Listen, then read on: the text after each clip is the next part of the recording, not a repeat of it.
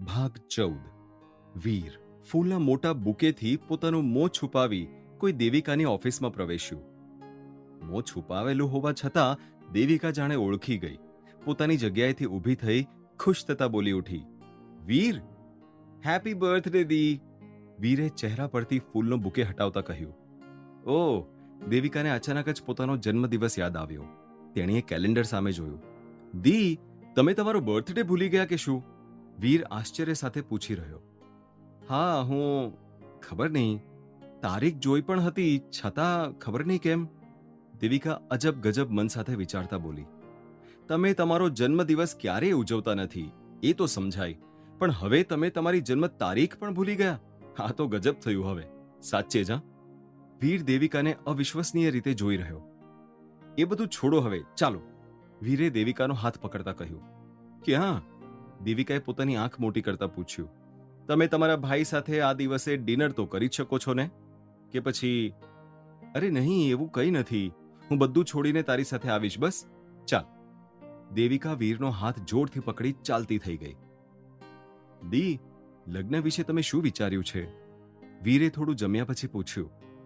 દેવિકા કંઈ પણ બોલ્યા વિના જમતી રહી. તમને કોઈ ગમે છે? આઈ મીન વીર? દેવિકા વચ્ચે જ બોલી પડી ને વીર સામે એવું મોં કર્યું કે જાણે એને આ વિશે વાત જ ના કરવી હોય. દી, કંઈ થયું છે? આટલા નીરસ મેં તમને ક્યારેય નથી જોયા. વીરે ચિંતા સહ પૂછ્યું. ના, હવે બસ થાક છે. તું ખોટી ચિંતા ના કરીશ. દેવિકા સ્મિત સાથે બોલી ને સ્વસ્થ દેખાવાનો પ્રયત્ન કરી રહી. એટલે જ તો મને ચિંતા નહીં રહે જ્યારે તમારી જિંદગીમાં તમારું ધ્યાન રાખવા વાળું કોઈ આવી જશે. દી, શું હું તમારા માટે કોઈ શોધું? વીર પોતાના નેણ ઊંચા રાખીને જ દેવિકાના જવાબની રાહ જોઈ રહ્યો. તું પહેલા તારા માટે કોઈક શોધી લે. તું નાનો નથી હવે. દેવિકાએ તરત જવાબ વાળ્યો. તમે મોટા છો તો પહેલા તમે કોઈ સારા વ્યક્તિને શોધો, પછી એને પ્રેમ કરો, એની જોડે લગ્ન કરો, પછી હું કંઈક મારું વિચારું. વીર હસતા હસતા બોલ્યો. આ હા હા હા હા હા, તું તો એવી રીતે કહે છે જાણે તારે કોઈ ગર્લફ્રેન્ડ જ નથી. દેવિકા જમતી અટકી. ગર્લફ્રેન્ડની વાત અલગ છે દી. વીર નીચે જોઈને જમવા લાગ્યો. દેવિકા વીર સામે આશ્ચર્યથી જોઈને એક હળવા સ્મિત સાથે જમવા લાગી. દી, તમે બહાર ગાર્ડન પાસે મારી રાહ જુઓ, હું આવું છું. જમ્યા બાદ વીરે દેવિકાને કહ્યું. સારું. દેવિકા ઊભી થઈ. દેવિકા દરવાજો ખોલી બહાર નીકળીને ગાર્ડન તરફ વળી. વૃક્ષ પર ગોઠવેલી રોશની અને બધી બાજુ લગાવેલા સુંદર આકાર ધરાવતા બલ્બથી રાત પણ દિવસ જેવી ઉજળી લાગતી હતી. ગાર્ડનની સામે રહેલ પાર્કિંગમાં કાર આવીને ઊભી રહી અને શિવ કારમાંથી બહાર નીકળ્યો.